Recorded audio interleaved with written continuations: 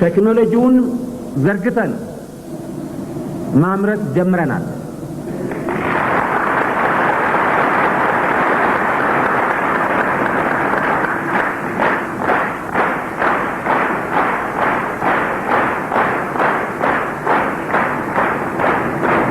በዜና ሰምታችሁ እንደሆነ የጋፋት ኢንጂነሪንግ ኢንዱስትሪ ባለፈው ዓመት ተከፍቷል።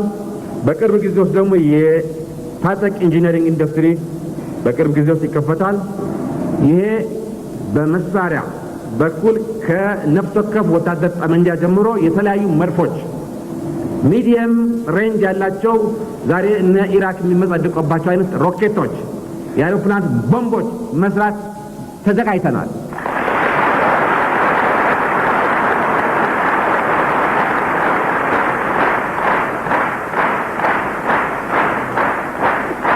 የለመንን ገንዘብም ቴክኖሎጂም ሰው እዚያ አድርሰን አሁን ቴክኖሎጂው ከተዘረጋ ነገሩ ከተወጠነ በኋላ በገንዘብ እጦት መቀጠል ተሳነን።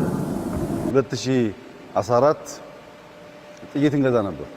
2015 ነው ፋብሪካውን መትከል የጀመርነው።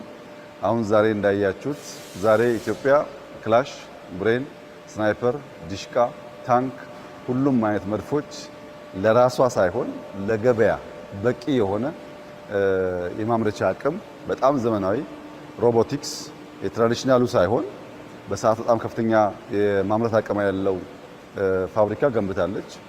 ዘሆል ግቢው ካፓሲቲው ኢትዮጵያን ይመጥናል። ኢትዮጵያ እንደዚህ አይነት አቅም ሲኖራት ማየት በጣም ደስ ይላል።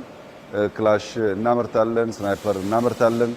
እነዚህ አይነት ነገሮች ከመግዛት ወጥተን አምርተን ለሌሎች የምንሸጥ ሀገር መሆናችን እና በጣም በአጭር ጊዜ ውስጥ 2 ዓመት ባልሞላ ጊዜ ውስጥ ይሄ አቅም ተገንብቶ በማየቴ በጣም ከፍተኛ ክብርና ደስታ